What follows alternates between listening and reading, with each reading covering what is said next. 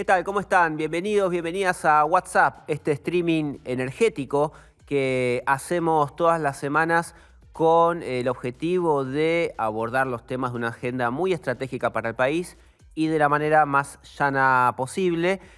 Como siempre, tengo el enorme honor de estar acompañado por Luciana Glesser, o mejor dicho, de acompañarla a ella. ¿Cómo estás, Lu? ¿Cómo le va, Esteban Rafael, acá caminando el llano? Caminando el llano, Como sí. se me exige en este espacio. Desde el llano, con Joaquín Morales Solá y Luciana Glesser, y también con Fernando Cracovia, por ejemplo, que no sé si está caminando el llano o más abajo. Más abajo, más abajo del llano, sí, sí. El llano es el objetivo. Sí, está bien. Eso que ven ahí es una cabecita y un torso de Cracovia, que el resto ya lo tapó el agua. Vamos a, primero que nada, recordarles nuestras vías de contacto. Saben que estamos en YouTube, en Twitter, en Instagram y ahora también en TikTok. Estos jóvenes rostros hacen cositas en TikTok. En todos lados somos WhatsApp Stream y también tenemos un mail que es streamwhatsapp@gmail.com para que nos escriban, nos comenten, nos pongan corazones y esas cosas que necesitamos para alimentar al algoritmo. Ustedes saben que si no alimentamos el algoritmo se pone enojón y nos devora a nosotros. A propósito, somos un éxito en TikTok, me comentaron. Somos un para éxito celebrar, festejemos los TikTok, goles. Sí, te diría que sí, pero yo no tengo TikTok. Así que O sea, no lo tenemos chequeado. puede estar Sabemos haciendo cualquier es cosa. una versión. Sentimos lo mismo que siente Natalia Oreiro hacer un éxito en Rusia, por ejemplo. No sabe qué, Más o menos, no sabe qué sí. pasa ahí. Sí, el día me van a dar la ciudadanía de TikTok y digo, ¿qué es esto? Pero bueno, gracias a nuestro público de TikTok que es muy fiel, aparentemente. Sobre todo de Craco, que fue un boom en las redes. El éxito es Craco, hay que decirlo. Sí, hay algo que estuve buscando, es el éxito en TikTok. Como Desde que llegué acá. El Yeti de TikTok. Desde que llegué acá dije, ese tiene que ser mi objetivo. Después de cuántos 6 meses lo he logrado. Bueno, estamos acá para cumplir los sueños, Craco, me alegro por ti. Otro que empieza a cumplir sus sueños es Río Tinto, la minera que tuvo esta semana la buena noticia de que le aprobaron su RIGI, el proyecto que ingresó al RIGI para invertir en una mina de litio por más de 2.500 millones de dólares. Con una particularidad que ya viene siendo parte del modus operandi del gobierno. Se guarda estos anuncios para cuando tiene algún momentito de contarlo, ¿no?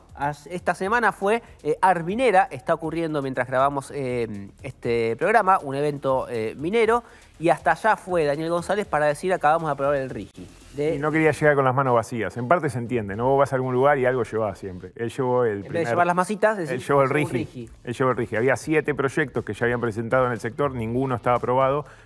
Los primeros eran de octubre del año pasado. Y bueno, ahora finalmente salió este de Río Tinto que tiene 2 presentados. Está a la espera del otro. Ok, para el próximo evento lo dejamos al otro. El año que viene. Sí, pero bueno, es una manera que está teniendo el gobierno de tratar de dosificar las buenas noticias, lo cual me parece que también pone en riesgo la necesidad y la premura que tiene el propio gobierno de que esto se empiece a agilizar, porque tienen que entrar dolarucos para que el dólar vaya debajo del piso de la banda, como es que quiere Toto Caputo y su equipo. Convengamos que había mucha presión del sector minero sobre los proyectos que están ahí esperando la aprobación del RIGI. Hasta este momento había solo 3 proyectos de todos los vehículos que se presentaron aprobados en este marco. Solo 3, y los 3 que estaban aprobados tenían la particularidad de contar con YPF como principal inversor, con lo cual uno puede ver que ahí también hay un tema, ¿no? Sobre cómo son los desembolsos, cuál es el apalancamiento para estos financiamientos y sobre todo los temas legales, porque hay que decir que algo está demorando estos proyectos que, como bien marcabas vos, Rafael, tienen casi ya un año de presentación. Sí, eso deberíamos buscarlo, no lo tengo en la cabeza, pero lo estoy pensando ahora en vivo, que es, había un plazo, ¿no? Sí, 2 años creo que era. Para entrar. Sí. Con lo cual ya estamos. Todavía están. Igual hay algo que llama la atención, que de estos 7 que se presentaron, 5 son de litio, hay 1 de cobre y 1 de oro. Pero ¿cuál es el tema? El de cobre es el de los azules, que hay consenso en la industria de que es el único por ahora que no tiene los fondos suficientes como para encarar esa inversión. O sea, está buscando, está queriendo que le salga el RIGI para ir y vender mejor el proyecto, pero no necesariamente ya pensando en invertir. Y todos los otros grandes, claro. Te dice traer los dólares y te lo apruebo. Exactamente. Y todos los otros grandes proyectos para invertir en cobre, todavía ninguno ni siquiera se presentó. Claro. Y entonces ahí, ¿qué está pasando? Capaz va en línea con lo que trajo Luciana la semana pasada de Marcelo Álvarez de Barrick, que en ese caso, bueno, no estaba orientado al cobre, pero él decía con el RIGI no alcanza. Después CAEM, la Cámara del Sector, medio que relativizó eso y dijo, es a título personal la declaración de Álvarez, pero lo cierto es que todavía ninguno de los grandes proyectos mineros que están pensando en explotar el cobre se presentaron al RIGI, que el cobre es como la gran esperanza en cuanto a nivel de inversión, ¿no? Son entre 3.000 y 6.000, 7.000 millones de dólares cada una de esas iniciativas que suponen explotar la mina a gran altura, ¿no? 5.000 metros en plena cordillera. Hay que poner una buena cantidad de dólares. Otras cosas están pasando en el mundo energético y una tiene que ver con la extensión de las concesiones de 3 distribuidoras de gas. Camus y Pampeana, Litoral Gas y Metrogas, que es la más importante del país.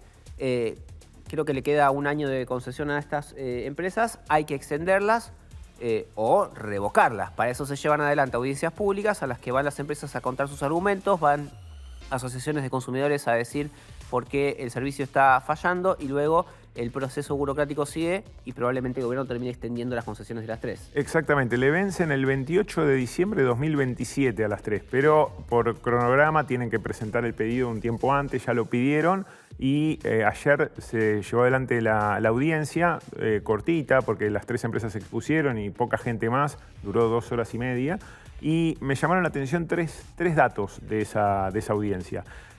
A ver, uno a favor de las empresas. Sí. Vos mirás la curva de inversiones, por ejemplo, de Metrogas, y se ve claramente como dicen ellos que invirtieron desde que tienen la concesión 36 millones de dólares anuales en promedio, por año. Bien. 36 millones. Pero cuando mirás el desagregado, ellos te dicen, entre 2002 y 2016, mayoría del tiempo con tarifa congelada, 20,8 millones de dólares por año. Promedio. 2002 y 2016. Bien. Ahí te entra un año de Macri, pero después ponen entre 2017 y 2019, ya con RTI hecha y con mayor tarifa, ese promedio anual de inversión subió a 63 millones. Acá tenemos unas placas, a ver si es lo que está diciendo. Sí, es ese justamente, bien, fíjate. perfecto. Ahí dice el cuadro que está a la izquierda, dice promedio 36 millones, pero después ves 2 columnas, que la primera es la del periodo de la convertibilidad, que la inversión anual fue bastante más alta, después cae significativamente con el congelamiento de todo el periodo 2000 post-convertibilidad, digamos, hasta el macrismo, sube con el macrismo y vuelve a caer en la etapa de Alberto Fernández. O sea que hay una correlación entre tarifas e inversión. No es que, aunque le des tarifas, nunca invierten, por lo menos ahí se puede ver que algo más invierten. Si le das tarifas, probablemente no sea lo suficiente, no tendría dudas en afirmar eso, pero hay un vínculo entre una variable y otra. Hay un link ahí que es el Estado como regulador también tiene un argumento para decirle invertí. No, totalmente, porque en general... No ocurre cuando va a pedirle inversiones, se puede exponer a, bueno, no me das tarifa, estás incumpliendo el contrato, no tengo caja para invertir. Totalmente. Otro dato llamativo de la audiencia es que Metrogas es controlada por YPF. Fue a pedir justamente la prórroga por 20 años, pero la ley de gas dice que no puede haber una integración vertical en el sector. E YPF es controlante de una distribuidora, es productora de gas y a su vez controlante de una distribuidora de gas. Eso está prohibido por la ley. Y en 2017, Enargas la intimó a YPF a que se desprenda de Metrogas. Vamos camino a 8 años y todavía no la vendió y se presenta a la audiencia pidiendo una prórroga de 20 años en la concesión y vos decís, ¿cómo es esto, maestro? ¿Vos no tenías que vender esta empresa? ¿Hace cuánto tiempo que la tenés que vender y no la vendés? Bueno, ahí lo que dice YPF es que YPF que está vendiendo varias cosas con el objetivo de quedarse solamente en shale, o prácticamente solo en shale. Metrogas está dentro de los activos que quiere vender, pero que está esperando la prórroga de la concesión para no malvenderla. Claro. Porque si no puede vender algo que tiene 2 años de concesión por delante, 1 año y medio, porque sería entregarla por nada. Entonces, pero bueno, ahí tendrían el ente regulador tendría que hacer alguna aclaración, algo, porque si no es algo que en principio así, mirándolo de afuera, llama la atención, ¿no? Te presentás y estás incumpliendo la propia ley de gas. Siga. Y el tercer dato que me llamó la atención tiene que ver con la digitalización creciente en los pagos y en la facturación que informó Metrogas en la audiencia ayer. Ok. Dijo que entre 2021 y 2024 que puede ser que esté ahí, no te podría asegurar a ciencia cierta porque mi miopía es significativa. Acá yo pero te lo digo, sí. Sí, ahí abajo, facturación Abajo dice, digital. evolución a factura digital. Sí, facturación digital abajo. Fíjate que en 2021 dice exactamente, creo que 29%, y en 2024 dice 58%. Claro. O sea que creció muy fuerte hoy. Eso es facturas que dejan de llegar por correo. Exactamente. Hoy, de las facturas que emite Metrogas, 6 de cada 10 son digitales, ya no son en papel. Bien. Y a su vez, el porcentaje de personas que pagan por medios digitales, aunque no les llegue la factura digital, o sea, te llega la factura en papel, pero vos pagás por el home banking, ese porcentaje ya está en el 81%. O sea, el pago fácil, perdón por el chivo porque no nos auspicia, pero o cualquiera de esas otras opciones, cada vez pierde más porción de mercado porque nadie va, o mejor dicho, el 20%, solo el 20% va a pagar con la factura en papel a algún tipo de lugar físico, digo, si no lo paga por internet.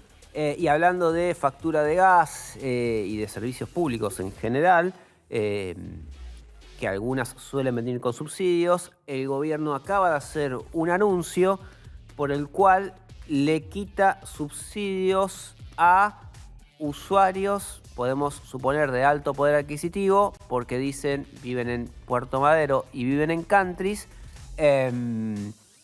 y seguían catalogados como N2, N3, usuarios de ingresos medios o ingresos bajos, y por lo tanto tenían buena parte de su factura subsidiada. Lo dijo el vocero Manuel Adorni y flamante legislador electo de la ciudad de Buenos Aires de la siguiente manera. Contarles que a más de 15.500 usuarios de electricidad que viven en Puerto Madero y en barrios cerrados, popularmente conocidos como countries, en el AMBA, van a ser excluidos del régimen de subsidios energéticos. El 44% se había categorizado como de ingresos bajos y el 56% se consideraba de ingresos medios. Bueno, Glesser, son 15.500 usuarios, Mandriles. Sí, podemos decir que es un universo menor y un ahorro fiscal también menor, ¿no? De 3.000 millones de pesos, 3 millones de dólares, casi 3 empanadas. Pero me resulta curioso que justamente coincida este gobierno con una medida que ya había sido iniciativa del entonces subsecretario de Energía Eléctrica, Federico Basualdo, que proponía justamente una segmentación por geolocalización, ¿no? Las similitudes de alguna manera retoma un proyecto de lo que fue la política energética kirchnerista o el emblema de la política energética kirchnerista. Y vámonos más para atrás. El propio Julio De Vido, en 2011, cuando empezaron también con el intento de quitar subsidios, ¿se acuerdan que había un registro voluntario? Que si vos querías podías poner la cabeza bajo la guillotina. Bueno, en ese caso el registro voluntario se combinaba. No puse, yo renuncié. Y la gente... ¿Puedo ser tan gila? No me hagas opinar. Ahora, lo cierto es que en ese momento también se le quitaba todo el corredor norte, los que vivían sobre el Libertador, Puerto Madero, los countries. Bueno, ahora los extremos se tocan. Sí. Quiero hacer una salvedad, perdón, porque Adorni dice los barrios privados son mal llamados, popularmente llamados countries, hay que decir que son dos figuras distintas. Sí. Son dos figuras distintas.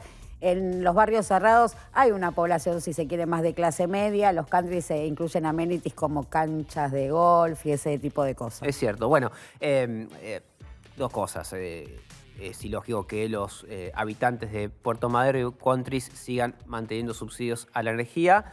Es raro que no se haya hecho antes.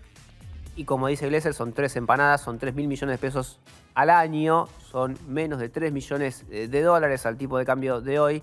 Es un anuncio más para la platea y para seguir mostrando que se está avanzando, bla, bla, bla, bla, bla, bla, bla, con la casta. Pero bueno, en realidad, a mi criterio, hay un montón de cuestiones de fondo que siguen sin resolverse. Muchas de esas las venimos hablando de acá. Por ejemplo, quién y cómo va a invertir para mejorar la calidad del servicio de gas y de electricidad, no solo en el área metropolitana, sino también en todo el país.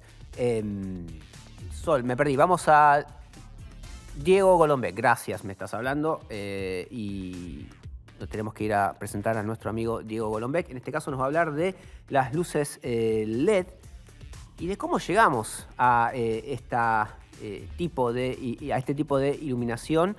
¿Cuáles fueron los desafíos que enfrentó cada científico y por qué las luces LED llegaron para revolucionar el mercado y el mundo?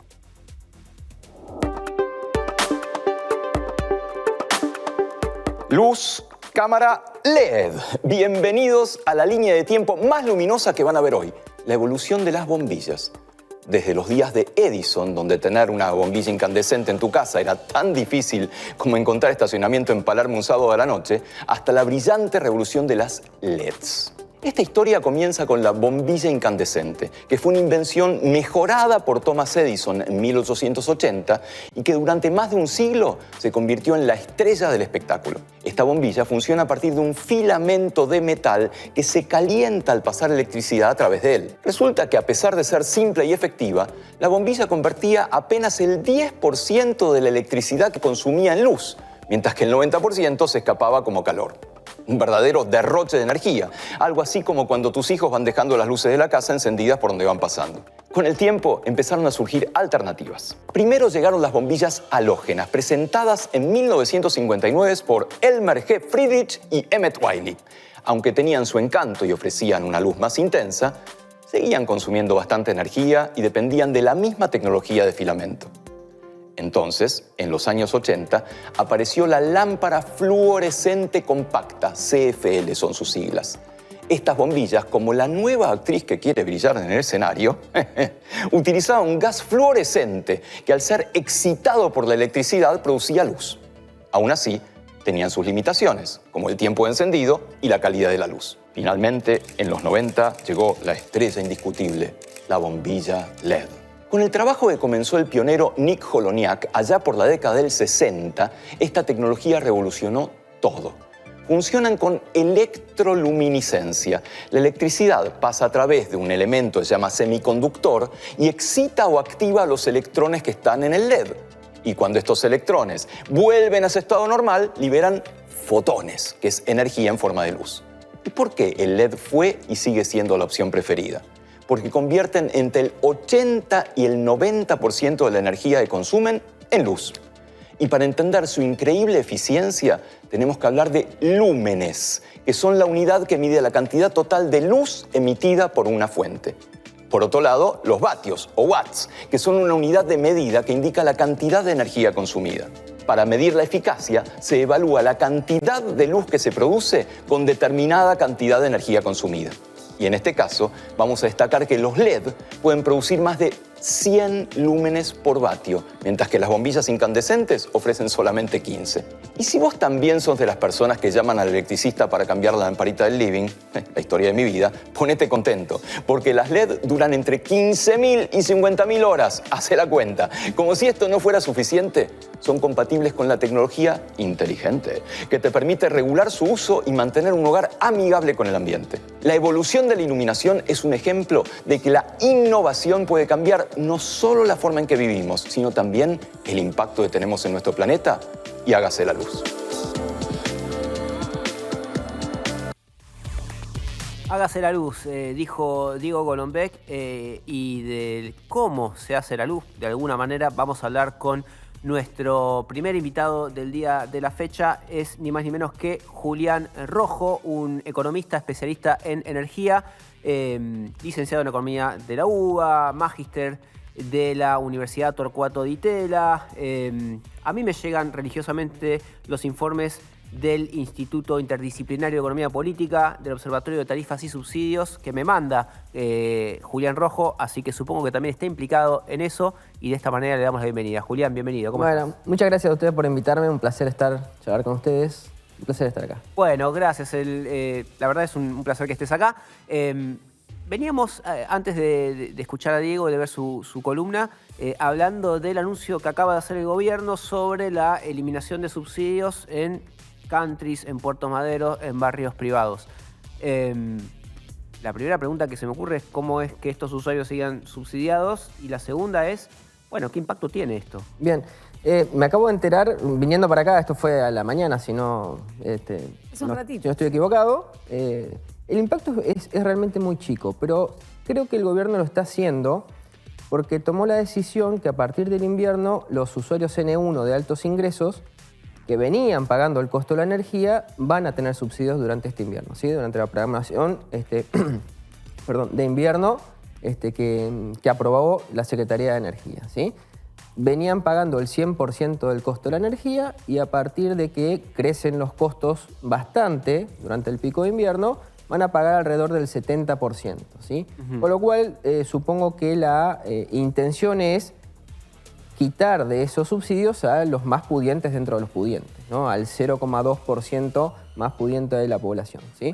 ¿Cómo es eso de que los N1 van a tener subsidios para pasar el invierno?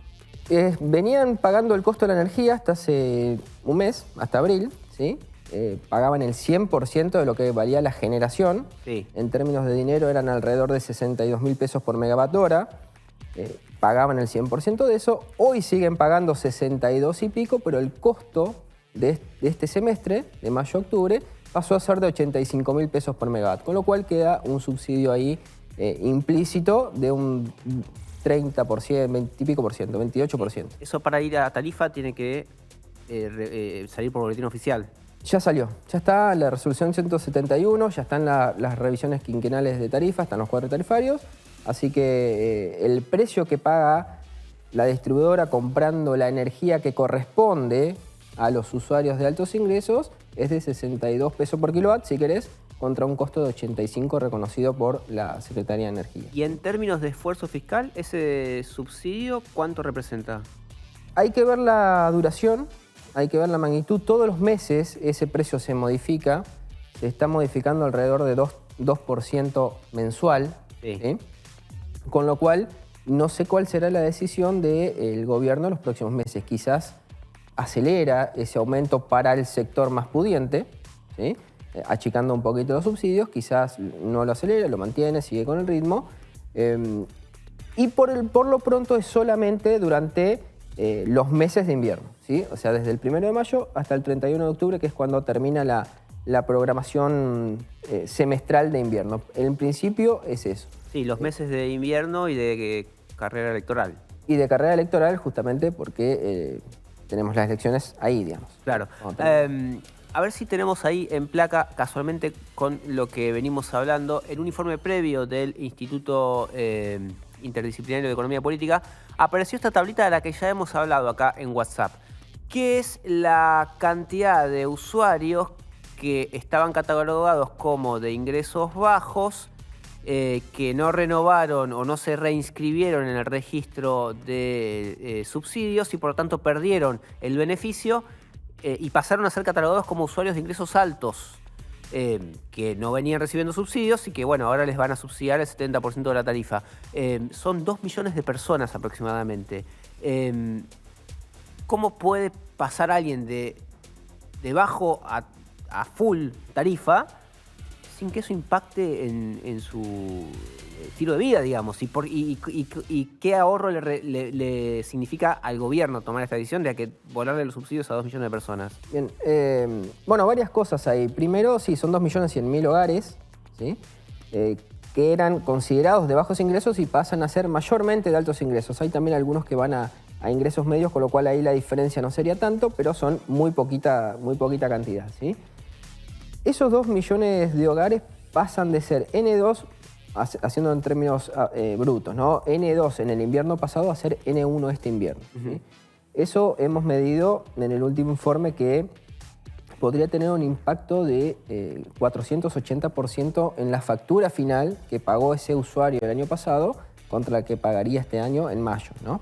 En junio esa diferencia se achica un poco porque el año pasado en junio hubo aumentos importantes en los cuadros tarifarios, con lo cual la base crece un poquito, entonces la medición contra una base más alta da una variación del 180% más o menos.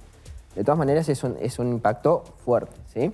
Sobre todo porque los N2 no solamente pagan poco, digamos, sino también que se les va reduciendo un poquito la bonificación que venían teniendo. Entonces ya vienen con un aumento medio paulatino y ahora de repente un salto un poco más fuerte, ¿sí?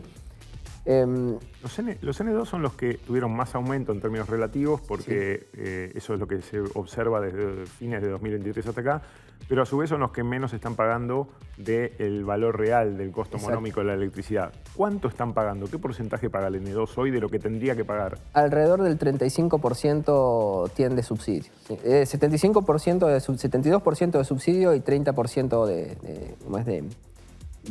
pagan ellos, digamos. O sea, ¿sí? Paga el 30% de... Paga el 30% de la energía. ¿sí?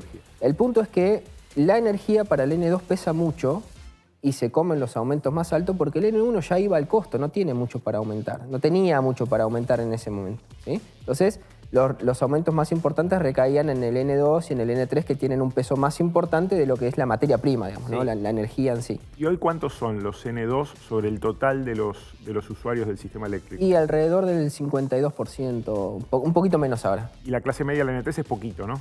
Es poquito, 18%. O sea que el problema a resolver para el gobierno, si quiere quitar subsidios, es enfocar en el N2 y no tanto en la clase media, que ya está ahí muy apretada entre el N1 y el N3. Exactamente, exactamente. El tema es el N2. Entiendo que esta decisión va por ese camino. Serían usuarios que estarían asignados como N2 a partir de del empadronamiento por tarifa social que venía de las provincias y que no han verificado o no se han reempadronado como N2. Con lo cual, el Estado, al momento de actualizar el registro, lo que hace es decir, bueno, si no se reempadronaron es porque no tienen intención de seguir recibiendo el subsidio. Es un criterio de decisión, no quiere decir que sea eficiente o no, pero habría que ver en los últimos meses, no tenemos información todos los meses de esto sale de los informes del jefe de gabinete en el Congreso, los informes que hace trimestrales, con lo cual tampoco sabemos en qué momento preciso fueron pasando cada uno y si alguno se empezó ahora a reempadronar o en qué momento comenzaron a tener un aumento considerable en sus facturas. ¿sí? Es algo que hay que preguntar. Preguntar a las distribuidoras si efectivamente eran solo en ese universo los que no se habían anotado voluntariamente en el RASE y no lo habían hecho después y por lo tanto pasaron en N1. Y me dijeron que hay un porcentaje de esos, pero que también el gobierno está metiendo mano en la base, en el RASE, y está excluyendo a aquellos a los que, cruzando con otros datos, le da que tienen un poder adquisitivo mayor al que debería tener un N2, por lo menos. Sí, eso es cierto, es deseable. Cualquier proceso de otorgamiento de subsidios en base a una segmentación focalizada necesariamente tiene que tener frecuencia en la actualización de los datos. Imagínense tener congelada una base de datos del año 95, por ejemplo, no tiene nada que ver. Con lo cual, en principio lo que habría que hacer es, al menos todos los años, actualizar ese registro porque la situación socioeconómica de la gente cambia, para bien o para mal, no importa, pero cambia, ¿sí? Con lo cual, es una buena práctica que el gobierno reevalúe a los beneficiarios del subsidio, ¿sí? Que lo haga todo el tiempo con la mayor frecuencia posible. Obviamente es costoso hacerlo porque significa ir a buscar información, ir a chequear datos, cruzar datos, actualizar bases y demás, pero es un ejercicio que se tiene que hacer. Julián, la política de subsidios es consecuencia de una disparada muy fuerte de los costos de energía a partir de la pérdida del autoabastecimiento interno. Y a partir de allí, bueno, uno puede ver un montón de políticas que tendieron a bajar el costo, digo, entre ellas el gasoducto, digo, el fenomenal desarrollo de la cuenca patagónica. Y aún así, ¿por qué, digo, seguimos con costos energéticos tan altos? ¿Por qué no baja el costo de la energía? Bueno, uno de los principales factores es que el precio vector de la energía, de la economía energética, que es el gas natural, ¿sí? Una gran parte está contractualizada fija con un precio fijo hasta el 2028, ¿no? Que es el plan gas, 3,5 dólares y alto, decís. 3,5 dólares o 3,6 dólares por millón de BTU. No sé si es mucho o es poco, pero es un precio que está fijo y que nadie tiene la capacidad de bajarlo contra más oferta o contra lo que sea, ¿sí? Con lo cual todavía no podemos aprovechar de lleno las bondades del mercado, estaría de moda decir hoy, ¿sí? Para poder bajar el precio ese con mayor oferta, con mejor evacuación, mayor cantidad de evacuación. Que las bondades del mercado siempre por algún motivo se las lleva otro. Bueno, en los mercados regulados a veces es difícil trasladar las señales de precios hacia los usuarios, ¿no? Me quedé con dos datos. ¿Viste ese meme del barbudo con muchas fórmulas matemáticas alrededor, bueno, en ese soy yo en este momento, pero dos datos que venimos mencionando que son 2.100.000 personas que eran usuarios de bajos ingresos y pasaron a ser usuarios de altos ingresos, por lo tanto tarifa plena. Seguido de eso, un subsidio a los usuarios de mayores ingresos. ¿Cierto?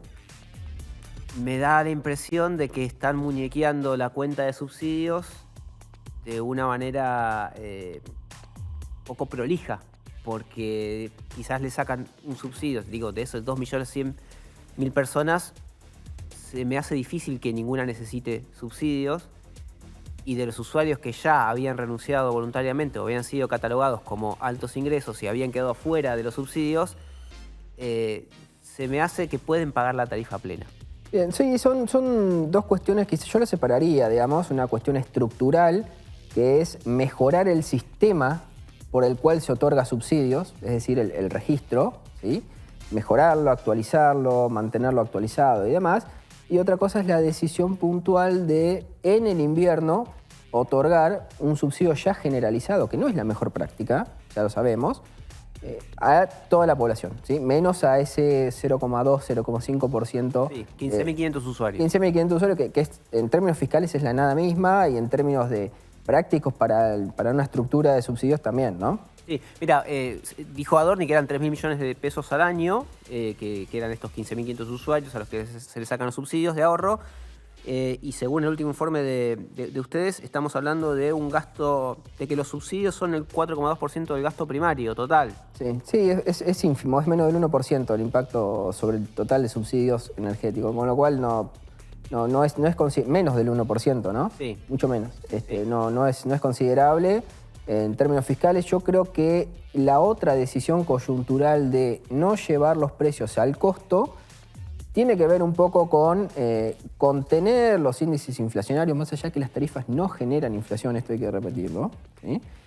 Pero sí contener el índice, los datos de los índices en la antesala, obviamente, de las elecciones, ¿no? Pero no solamente eso, sino porque del otro lado, aparentemente, consideran que la situación fiscal está holgada, si no, obviamente estarían un poquito más restringidos en el otorgamiento de subsidios. Digo esto porque no es trivial que haya 30% de subsidios a los N1 y no 15, 10, 5 o 40 claro, o lo que sea, ¿sí? Claro. No es la primera vez que el N1 no paga la tarifa plena. No es ha habido otros momentos donde terminó pagando menos, pero uno tiene identificado por sentido común casi N1 con tarifa plena, pero a veces estuvo por debajo del 100 ya antes. Sí. De hecho, cuando se inicia la segmentación de tarifas de subsidios, que fue en el agosto del 2022, si no recuerdo mal, Con Guzmán. Los N1 fueron muy rápido a pagar el costo, a pagar el 100% de la tarifa. Fue un aumento bastante considerable. Y tuvieron bastante tiempo ahí. Después hubo algunos meses en particular, al principio del 2024 y demás, que por no actualizar los precios estacionales, salto evaluatorio, etcétera. Por el salto de evaluatorio, saltan los costos y demás, se comieron unos meses de subsidios a los N1. Unos bastantes meses, ¿no? Pero... Te hago una última, Julián. En el último informe mencionan, ustedes miden mensualmente la canasta básica de servicios, llamémosla, el costo de una familia sin subsidios, de lo que es energía, agua y transporte. Y mencionan que en el mayo contra abril aumentó 16% el costo de esa canasta. ¿A qué se debe aumento tan brusco? Bueno, ahí hay un par de cosas y hay que separarlo en dos grandes ítems. Digamos, una cosa son las cantidades consumidas, los kilovatios, los metros cúbicos, etc. Y otra cosa es el cuadro tarifario, ¿sí? Lo que empieza a converger ahora son aumentos en las cantidades conforme el transitar el invierno, ¿no? El consumo de energía eléctrica y de gas natural, no así de transporte y de agua, ahora me detengo en eso, y aumento en los cuadros tarifarios. Los cuadros tarifarios planos están aumentando por debajo de la inflación, diría, entre 2,5% y 3%, 1,5% y 3%. Sí. ¿Sí?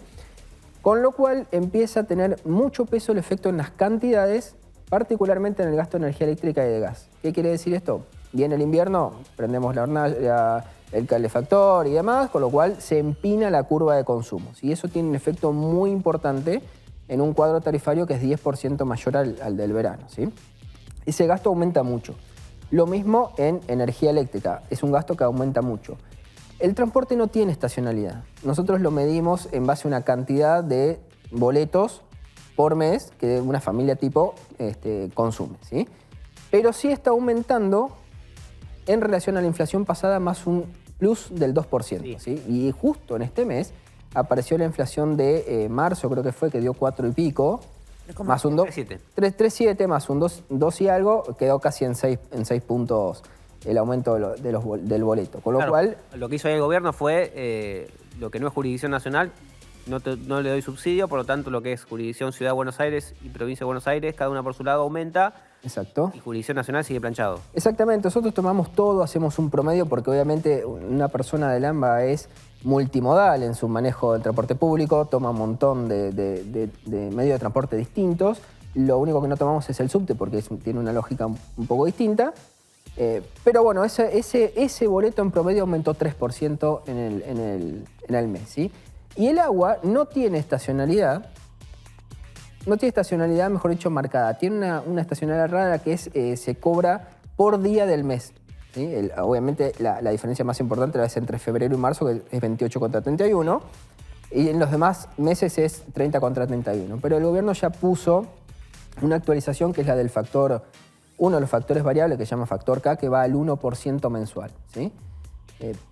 Ese 1% más un día más en el mes te da una variación también del 2, 3, 4%. ¿Sí? Con lo cual, los servicios sin estacionalidad, que son transporte y agua, no aumentan tanto, o aumentan conforme a la inflación, un poquito por debajo, un poquito por arriba, pero los servicios que tienen estacionalidad, el efecto del consumo es muy fuerte. Y ahora se va a notar justamente... Y ahora se va a notar todos los meses. 100.000 exactamente. Usuarios que dejaron de percibir subsidios y que van a consumir más.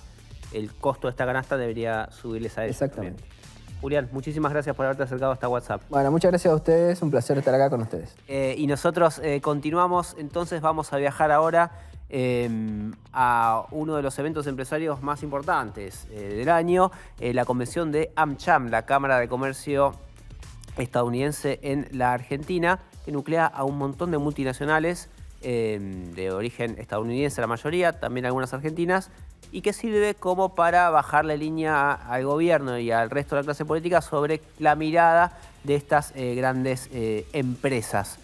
Algunas cosas que nos llamaron la atención, vamos a ir de lo general a lo particular. Lou Gleaser lo estuvo siguiendo muy de cerca, así que ella va a ser nuestros ojos, nuestro GPS, nuestro Waze en este recorrido. Pero habitué de la fiesta del Círculo Rojo soy, ¿eh? Mirá, sí. Invitada de honor. Invitada. Está bien. Sí. No, algunas cositas que me llamaron la atención. Primero, la presencia de la encargada de negocios de Estados Unidos en Argentina. No tenemos todavía embajador acá en Buenos Aires.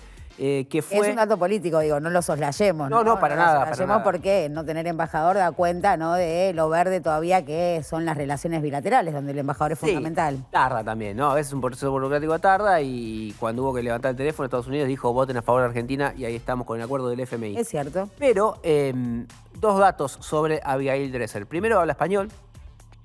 Ningún embajador en el último tiempo hablaba español, te hablaban en inglés. Y segundo, este fuerte respaldo al gobierno de Javier Gerardo. ¿Y hoy en qué estamos? Como bien saben, el presidente Milei está implementando un cambio radical en la política económica argentina con respecto a la política fiscal, la política monetaria y la política cambiaria. Son cambios que mejoran el clima para comercio y inversión y que presenten al mundo con una nueva perspectiva de Argentina. Y las empresas estadounidenses se han dado cuenta. Bueno, caricias significativas de Abigail. Voy a discutirte esto del español porque ahí con las vocales tiene, ¿no? Falta practicar un poquito. Entiendo. A, E, I. No hay nada que te venga bien. No, nada me viene bien, nada. No es como el Papa, que habla peruano perfecto. Sí. La cónsul, ¿no? Es cónsul, es agregada... Encargada de negocios. Sí, encargada de negocios, una especie de... bueno, la diplomática norteamericana estableció luego cuáles son la agenda de prioridades que tiene el gobierno norteamericano con la Argentina, y allí puso primero la cuestión de la defensa, Bien. en segundo lugar minerales críticos y en tercer lugar la energía. Marcó también la relación que me pareció importante o relevante para el sector, la relación directa con los gobernadores. Contó que había estado en San Juan justamente para ver el desarrollo o el potencial, vamos a decirlo, potencial minero de la provincia, en la formación geológica de la cuenca patagónica, allí en Vaca Muerta, también marcando el hito sobre la energía. Y me llamó la atención su visita a Rosario, que fue la tercera localidad que puso en valor, dijo el puerto, y allí, por supuesto, también la cuestión de la seguridad, ¿no? Y ahí tenemos la agenda de prioridades de Estados Unidos acá, en el territorio. Sí, es un poco el costo del acuerdo con el FMI, ¿no? Bueno, yo te apoyé, te di esto, ahora me interesa esto, esto y esto. Cuando yo era joven se le decía relaciones carnales. Está bien. Sí, ahora evolucionamos y esto es consentido. Habló Facundo Gómez Minujín, que es el presidente de JP Morgan en Argentina y también el presidente de AmCham.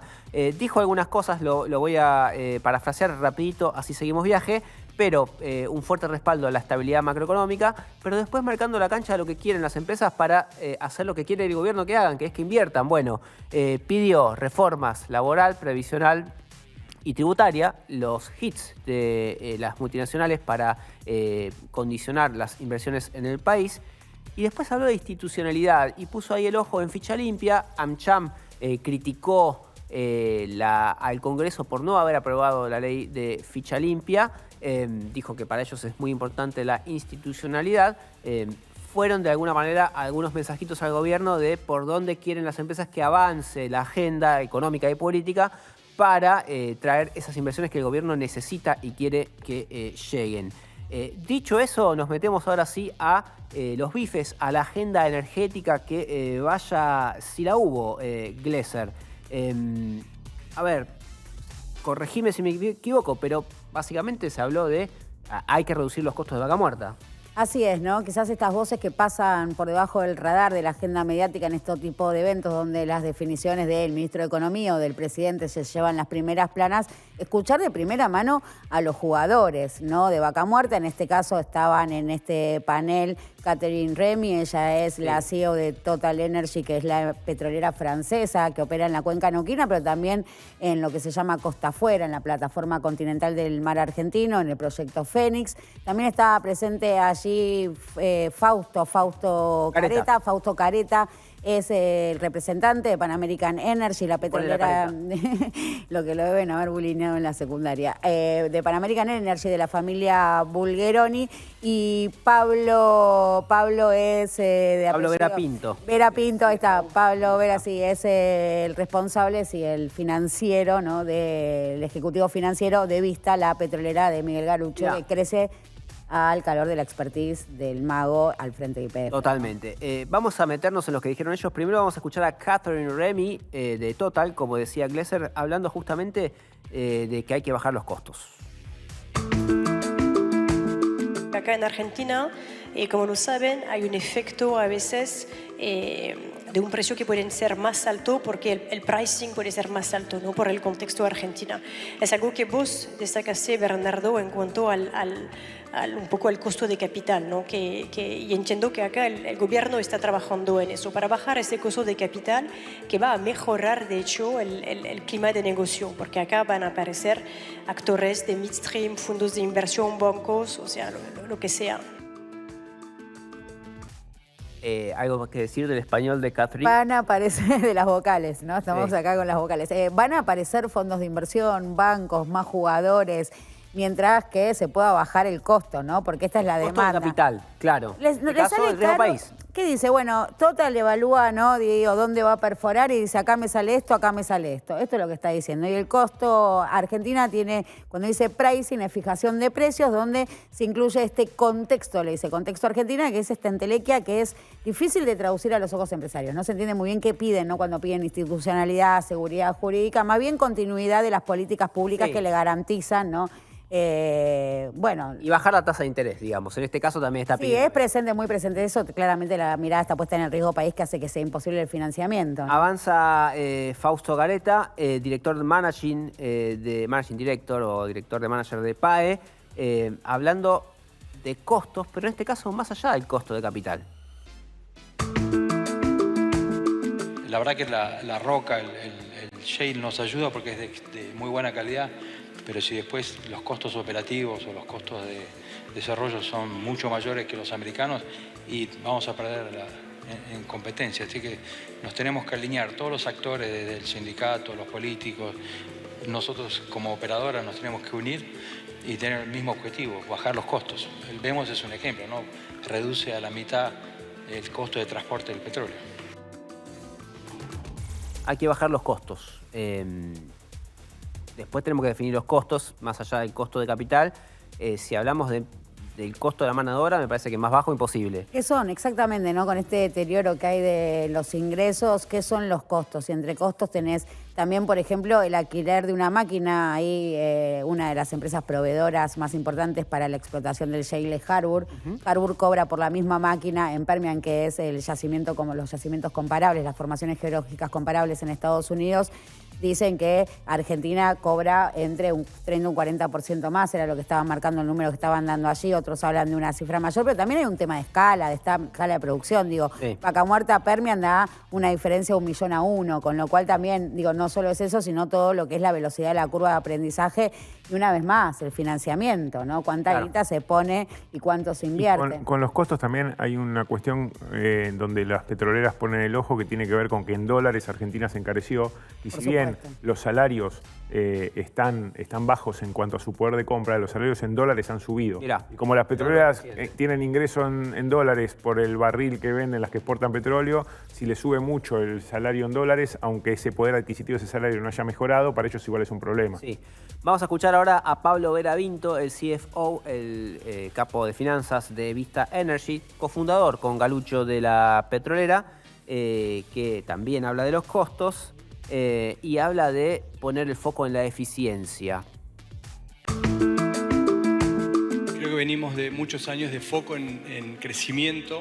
Creo que nos va a tocar ahora, por la baja de precios internacionales y la mayor volatilidad, ponerle mucho foco a la eficiencia, tanto a la eficiencia operativa como a la eficiencia de los contratos. Hay que renegociar contratos para que el costo de argentino se empiece a alinear con el costo del jugador de shale más competitivo, que es Estados Unidos.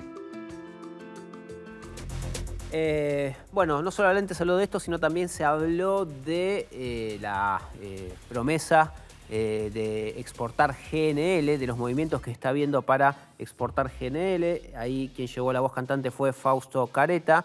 PAE tiene junto con Golar el inicio del primer buque que va a llegar a Argentina para exportar a partir del año que viene. A partir de ahí van a ser... Perdón, mediados del 2027. De los próximos años, tenés razón. Sí, gracias. A partir de ahí van a empezar a llegar los buques, hasta ahora anunciados 6, para exportar GNL. Firmados 1. Firmados 1. Seguro, garantizado 1. 1. Y hay 5 más en vías de. Estas son las cosas que dijo Fausto Careta. Glesser tiene que ver la firma para creer. Mientras tanto va a seguir dudando. Sí, Porque sin duda tengo que ver la firma para creer en este los mandriles. Quiero pedirte, Sol, el tape 7 de Careta, que habla justamente del segundo barco, ese que Lu quiere ver para creer. Y después viene el segundo barco que se va a firmar el FID ahora en junio. Es el MK2, es un barco que va a llevar la capacidad total a 27 millones. Ya ahí empieza a ser un número más o menos razonable. Estamos entre los 20 productores de GNL del mundo. Vendría en 2028. Y la diferencia de ese barco es que ya por esos volúmenes va a requerir un gasoducto directo desde Vaca Muerta hasta Río Negro. Junio. Dos cuestiones, Rafael. Vendría en el 2028, mismo lo está poniendo en condicional, está hablando de que se firmaría ahora en junio, hay que firmarlo, después vendría en el 2028 y además necesita un caño dedicado. Y ese caño del que está hablando para unir la cuenca neuquina con el puerto de Río Negro equivale en kilometraje al gasoducto Néstor Kirchner, con lo cual no es un caño menor, es un caño muy importante, con lo cual otra vez más, el tema del financiamiento, ¿cómo se financia todo esto? Bueno, no está claro, no está todavía el apalancamiento para todos estos desarrollos y una vez más volvemos a la cuestión del riesgo país, ¿no? Que te pone la tasas hoy prohibitivas para acceder al mercado de capitales y financiar estas obras de infraestructura. Bueno, así quedó plasmado el escenario de la mandrila Glesser y su lectura después de haberse comido el caviar con el círculo rojo. Viene, no comí caviar, me fui al mediodía y volví más tarde. Las criollitas con casan creme. Vamos a hablar ahora de otro tema. Esta semana, la semana pasada, en realidad, salió una medida cautelar a favor de la provincia de Buenos Aires que puede volver a cobrar un cargo en las facturas de gas del 4% que les sirve a la provincia para financiar obras y que por una orden del Enargas esto había dejado de ser posible incorporarlo a la factura. Bueno, apareció esta cautelar, por eso nos pareció relevante convocar al subsecretario de Energía, a Gastón Gioni, de la provincia de Buenos Aires, para hablar de este tema, de cómo sigue esta causa y de qué obras son las que están en discusión. Gastón, no sé si te tenemos ahí en línea. Esteban Rafael te saluda. ¿Cómo estás? Hola Esteban, sí, estoy. Acá estamos. Bueno, Gastón, ¿qué es recuerdo que en su momento había publicado La Nación esta prohibición de que provincias y municipios incorporaran cargos extras en las facturas de luz y de gas. Entiendo que en este caso ustedes recurrieron a la justicia para poder seguir cobrando ese 4%. Primera pregunta, ¿para qué? O por qué fueron a la justicia. Y segundo, ¿cuál es el destino de esos fondos? Sí, hay una aclaración. Pero yo tengo un eco, no sé si ustedes. Te escuchamos bien. Ah, bien, perdón. Vos comentabas de que eran cargos extras. En realidad lo que hace una subsecretaría de la provincia de Nación decir se prohíben todos conceptos ajenos al servicio. Nosotros ahí lo primero que cuestionábamos es que ese 4% claramente no es un concepto ajeno, sino que por el contrario, el impuesto y esa recaudación iba destinado pura y exclusivamente a las obras. Claro. Eran tanto obras eléctricas como de gas. En el caso que nosotros aplicamos, porque el criterio fue distinto, la provincia además regula las empresas distribuidoras de agua, de perdón. En el caso del gas, el ENRE instruyó a que las distribuidoras dejen de cobrarlo. Entonces nosotros claramente vimos el impacto en la recaudación y con eso se ponían en riesgo las obras que ya teníamos en ejecución, porque lo que hacemos con eso es la expansión de la red de gas de distribución, principalmente de Baegas, que es la empresa provincial de distribución de gas. Nosotros hoy tenemos, por dar un ejemplo, 3 obras, el 9 de julio, en Saladillo y Alberti Bragado en la que comparten localidades. Eso se ponía en cuestionamiento claramente porque recurrimos a la justicia. Por un lado, la cuestión de fondos se resolverá en corte, porque es una cuestión del Estado provincial y federal, pero la justicia por lo menos dio lugar a la cautelar para seguir recaudando esos fondos. Ok. ¿Y estas obras se habían interrumpido cuando se dejó de cobrar el cargo? No, afortunadamente no las pudimos interrumpir porque hasta contaba con presupuesto suficiente para seguir con las obras. Sí, y que es lo mismo que nos pasó el año pasado en cuanto entra en cuestión todo el financiamiento de la provincia, tuvimos que ver qué hacer con las obras que teníamos en cartera. Nosotros hoy tenemos por lo menos 5 proyectos más para arrancar en 2025, que para esos proyectos estamos viendo financiamiento a contar. Gastón, te hago una pregunta más y ya te dejamos ir. Entiendo que esto es para determinadas distribuidoras o es para todas las distribuidoras que operan en la provincia. No, eso, antes de irte, me gustaría igual ir a una discusión de fondo. Es un subsecretario a nivel nacional pone en cuestión una ley provincial a través de la cual la propia legislatura de la provincia de Buenos Aires dijo: nosotros vamos a establecer un impuesto que nosotros pusimos en el 4. Ese impuesto ya originalmente estaba en el 9, tiene muchos años. Vidal, en el contexto de Macri, donde le dan el fuerte aumento de las tarifas, corren todo el resto de los conceptos para darle mayor tarifa a las distribuidoras. Ahí es donde lo ponen en cero. Sí. Nosotros llegamos, lo pusimos en 4. Pero no lo puso el gobernador, no lo puso el ministro, lo puso la legislatura provincial. un sector de bastante menor rango, como es el subsecretario de Defensa del Consumidor, dice no puede ir ningún concepto, y a partir de ahí el ENRE y el ENARGAS son los que dan este espacio. O sea, ahí me parece importante. Sí. Viola una ley provincial. Exacto, la intromisión que tiene el Gobierno Nacional para la jurisdicción. Gastón. Y dicho esto, perdón. Sí. Sí, te escucho. No, si el gobierno viola una ley provincial y el gobierno dice que ustedes violan una ley nacional porque la ley del gas y la ley de electricidad dice que no se pueden cobrar conceptos ajenos a lo que le corresponde cobrar a la propia distribuidora por la prestación del servicio y que si quieren financiar obras deberían hacerlo con algún impuesto o tasa específica por fuera de la factura de luz y de gas. Sí, ahí lo que nos cuestionan es la atribución no de cobrar un impuesto, sino a través del cual recaudar. Yo digo, primero que es genuino, y es de nuestra jurisdicción elegir el mecanismo. Segundo es, bueno, entonces que digan ellos cómo podemos hacerlo. Cuando el principio por el cual se define cobrar es, el gas es el caso más claro.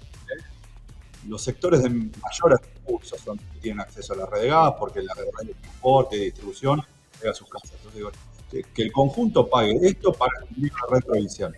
¿Cómo hacemos después? Tendríamos que ir nosotros sabiendo cuánto es que consume cada uno, pedirle a la distribuidora de consumo y después recaudarlo. ¿De qué manera lo recaudaría? Cuando el principio, lo que el legislador define es que todos los usuarios de gas hagamos un pequeño importe para que la red se expanda al conjunto de la provincia. Entonces, eso es lo que estamos yendo a la Corte a cuestionar. Me había quedado tu pregunta. Sí, yo te preguntaba como para cerrar ya, si esto es para determinadas distribuidoras o es para todas las que operan en la provincia.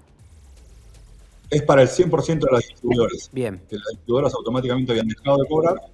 Con el cautelar empezaron a recaudar de nuevo. Tenemos en discusión a definir con la justicia qué hacer con los meses que no se aportó. Pero es para todas las distribuidoras nacionales que operan. Para toda la provincia de Buenos Aires. Muchas gracias por tu tiempo, Gastón. Hasta cualquier momento. Chao, hasta luego. Pasaba Gastón Gioni, subsecretario de Energía de la provincia de Buenos Aires. El audio estaba medio defectuoso, por eso tampoco pudimos hablar en mayor profundidad. Pero bueno, para tener este tema también en agenda, porque el Gobierno Nacional corta el financiamiento, corta las obras y les dice a la provincia, hagan las obras, pero no les habilita los canales para conseguir los recursos. Y interesante también si esto no siente un precedente, es una pregunta que dejo abierta para lo que está sucediendo con el impuesto a los combustibles líquidos, que también es un impuesto que tiene recaudación nacional con asignación específica para obras de infraestructura. O sea, ese impuesto lo recauda Nación para pagar obras de infraestructura vinculadas, por supuesto, al sector en las provincias. ¿Qué pasa? Ahora lo está recaudando Nación, pero no está haciendo ninguna obra, con la cual hay una demanda de las provincias respecto a qué está pasando con los recursos, ¿no? La guita que está levantando por el impuesto a los combustibles líquidos, mientras que no se está haciendo ninguna de las obras. O algo, ¿no? Pero bueno, es cierto, es una discusión que está en medio de la puja con gobernadores por la plata de la Nación y la plata de las provincias, a la que le vamos a dar más, le vamos a prestar más atención en algún programa inminente, pero ahora llegó el momento de que Fernando Cracovia, que viene bastante calladito, elija si casco o guantes. Guantes. Guantes, bueno. Vas a los guantes y a laburar, amigo. Bien, perdí uno. Te cayó uno, no importa, con uno te alcanza. Agarrás con una sola mano el cable. Seguimos con las tarifas, hoy estamos monotemáticos. Tarifas, sí. El tema de la tarifa. Invierno. Viene ahora el mes de junio con aumentos.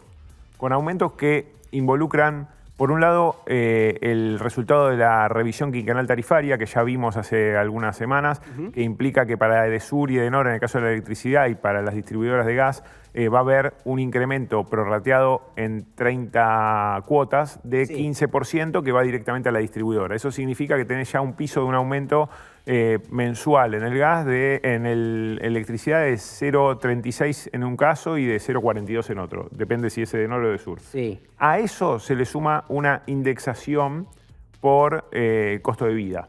Y esa indexación por costo de vida significa que las tarifas, además de recuperar ese 15% en términos reales, van a ir acompañando los precios. O sea, bien, el 15% que te dije recién, el 15% para Edesur, para Edenor y para Metrogas, por poner ejemplo, es real. Lo otro es, bueno, además está el aumento que acompaña precios. ¿Cómo se indexan esas tarifas?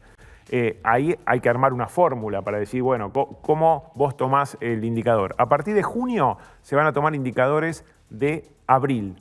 O sea, 2 meses antes. Sí, del último dato conocido de inflación. Exactamente. Y en el caso de Edesur ya está definido en realidad, perdón, en el caso del ENRE, que aplica sobre Edesur y que aplica sobre Edenor, ya está definido. ¿Cuál es esa indexación?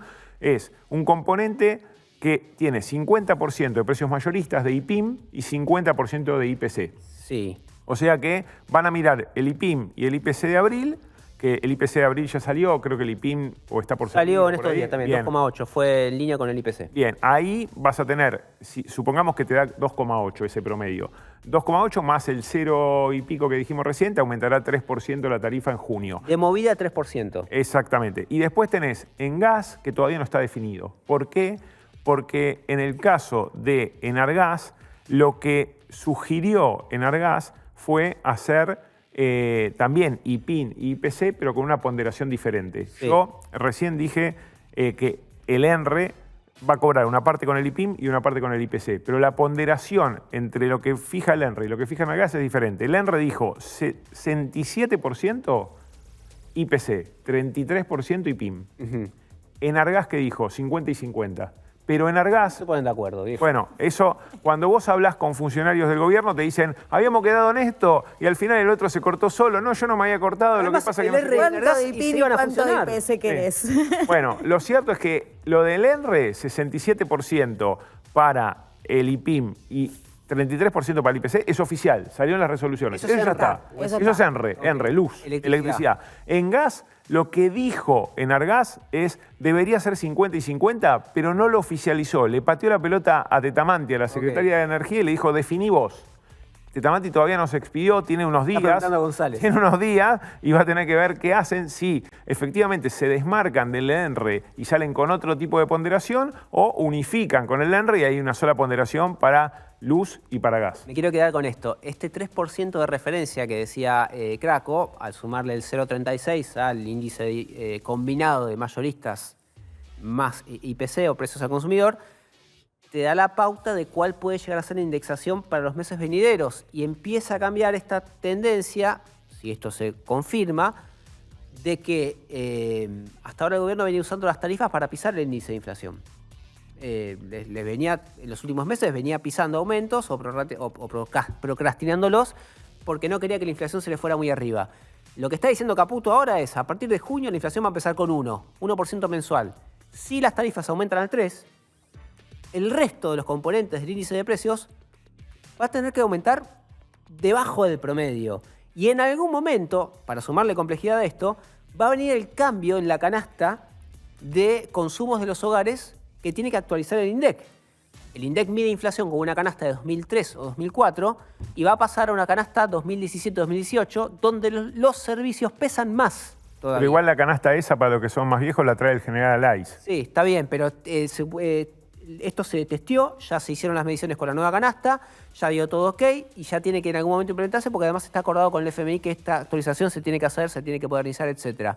A lo que voy con esto es que los aumentos de tarifa, con esto te cierro, que actualizan a su vez con el IPC viejo y demás, van a pesar más en el IPC futuro y se va a complicar este escenario de desinflación si no caen mucho el resto de los No precios. solo en el IPC, Rafael, porque si entendemos que paritarias para sectores formales registrados no van a aumentar más del 1, esto te da que además las tarifas de los servicios van a pesar cada vez más en tu salario. Sí. Y más allá de lo que me diga el IPC, yo quiero saber cuánto de mi salario le destino a tarifas. Bueno, esto va a ser una porción cada vez mayor. Y con este mensaje optimista para pasar el invierno que acaba de llegar a la ciudad de Buenos Aires y alrededores, nos despedimos. No vengo más, si no querés. Nos despedimos. Igual falta la quita de subsidios. Sí. Falta la quita de subsidios posterior a las elecciones. Sí. Siempre hay alguien peor que uno. Entonces vamos a hacer una conclusión general. Los subsidios, vas a tener un poquito más de subsidios. Si sos usuario de altos ingresos, bien ahí, pasás el invierno ahora. Si no, tenés paritarias al 1%, tarifas al 3% y bueno, capaz en algún momento llegan las inversiones cuando se les canta a las empresas. Estamos peor que ayer, pero mucho mejor que mañana. Siempre, y ese es el mensaje optimista que les deja Fernando Krakowiak. Quiero que piensen en eso hasta la semana que viene, cuando nosotros nos volvamos a encontrar acá en WhatsApp para seguir hablando de la agenda energética y minera de la República Argentina. Chau.